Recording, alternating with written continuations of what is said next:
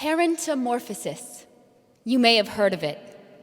It's been made famous by a series of commercials for Progressive Insurance in which a life coach, Dr. Rick, tries to counsel millennial homeowners who, like their parents before them, start engaging in some inexplicable behaviors. They begin to hoard food items encased in aluminum foil in the basement freezer, just in case, or make couches unusable due to an overabundance of throw pillows, or use a speakerphone in the middle of a supermarket. All of these are symptoms of parentamorphosis, the process in which new homeowners become their parents. These lighthearted and gentle reflections are funny for the simple reason that we can all identify with them. And we identify with them because we, and the people we love, all have habits or quirks that could be changed to better fit today's world. But they're also funny because they illustrate a deeper truth. They illustrate how the next generation tends, consciously or unconsciously, to absorb what they've heard or seen.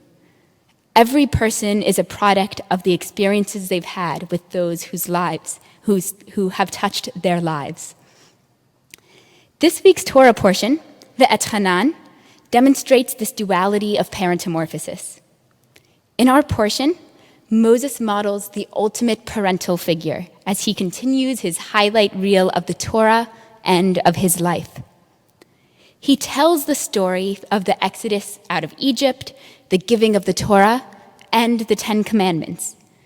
He advises and reminds the Israelites of how God wants them to live their lives in the Promised Land and offers blessings. While Moses knows that he won't enter the land of Israel, he wants future generations to benefit from the lessons of the past 40 years and continue to reap the blessings that come with being a part of the Jewish people. More than half a dozen times in this parsha, Moses underscores the fundamental ties between generations which preserve the Jewish people.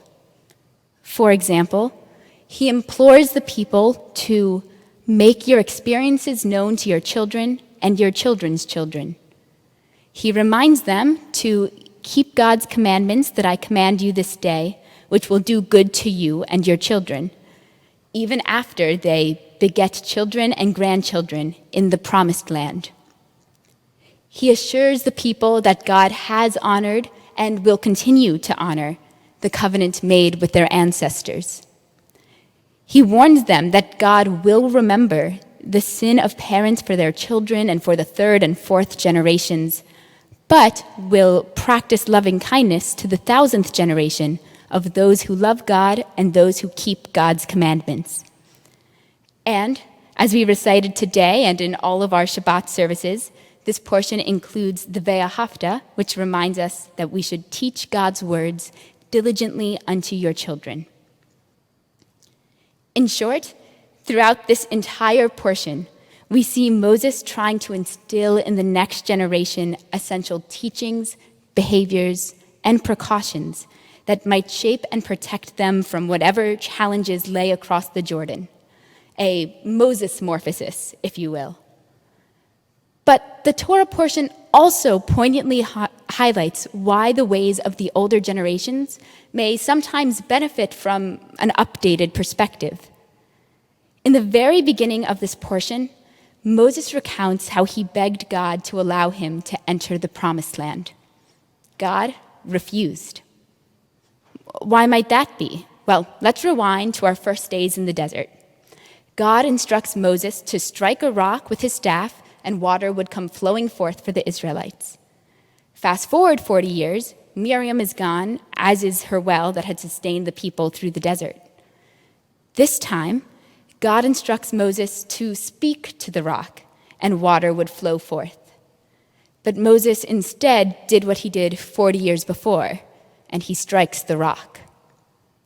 Did his mourning the loss of his sister or hearing the incessant complaints of the people make it difficult for Moses to hear the new instruction that was needed for this new generation of Israelites? Did Moses strike the rock because of muscle memory? Was he just following a precedent?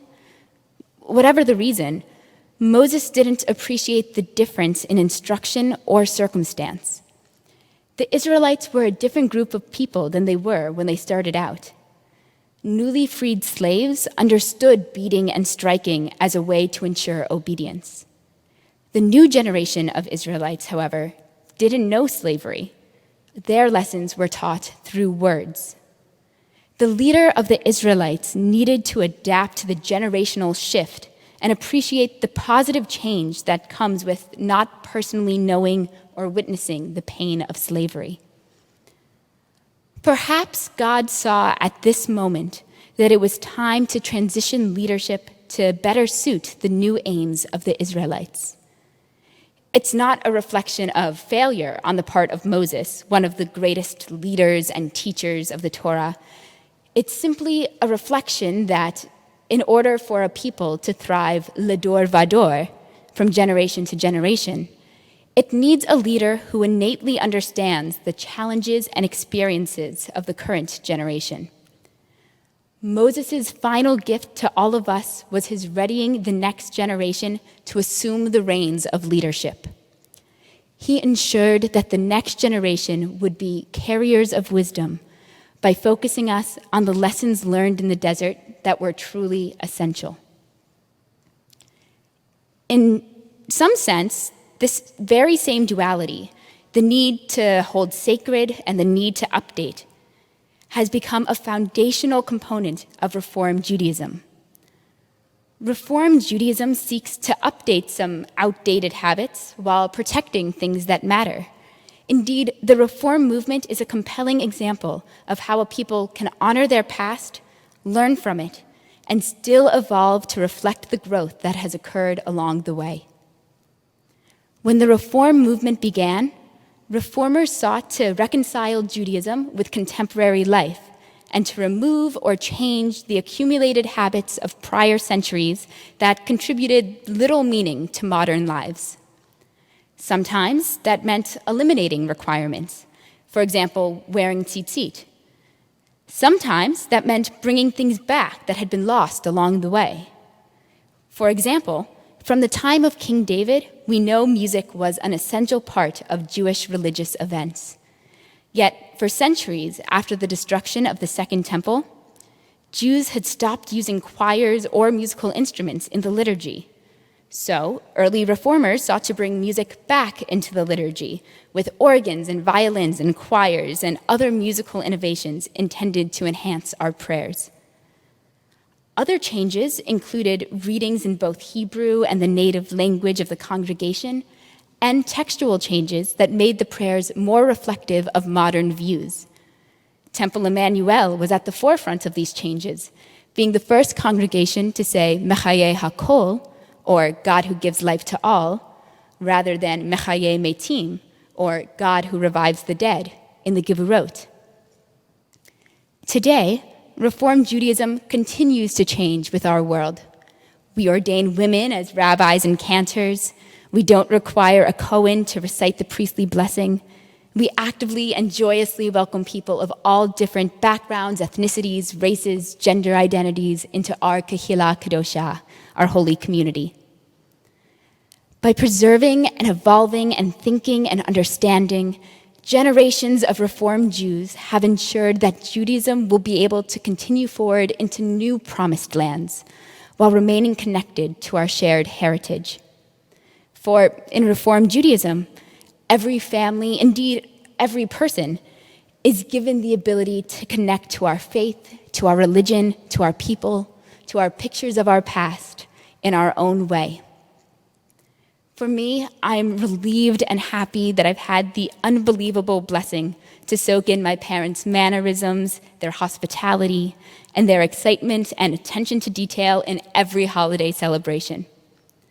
I think that all of us can reflect and find little things that we've absorbed with little effort from our families.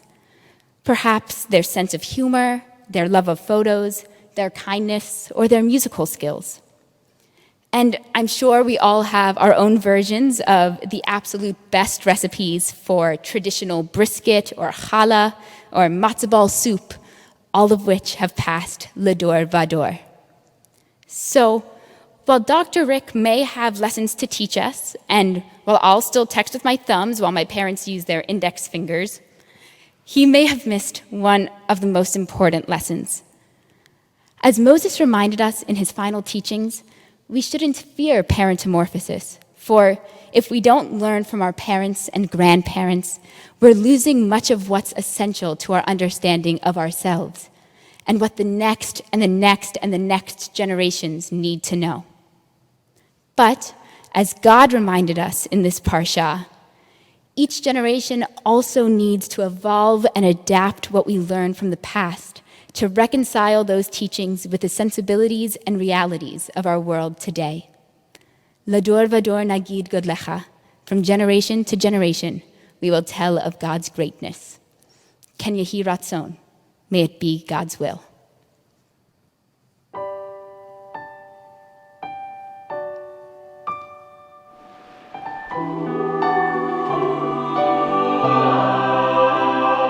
We are gifts and we are blessings. We are history in song. We are hope and we are healing. We are learning to be strong.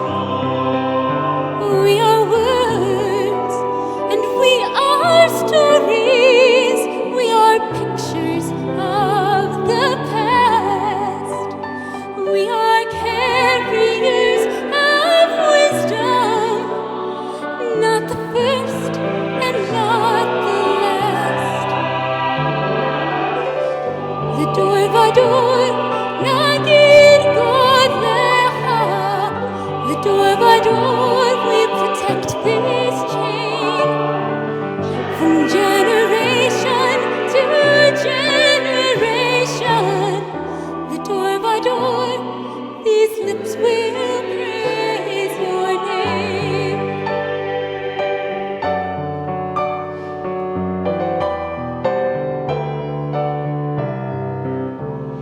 Looking back on the journey that we carried along,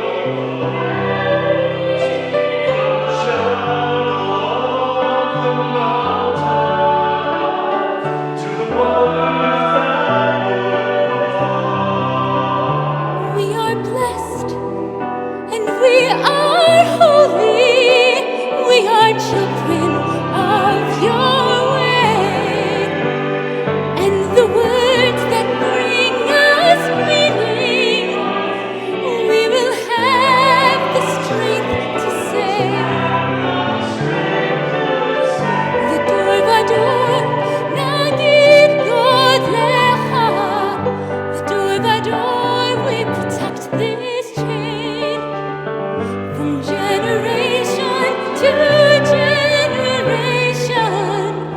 L'dor vador, these lips will praise your name. These lips will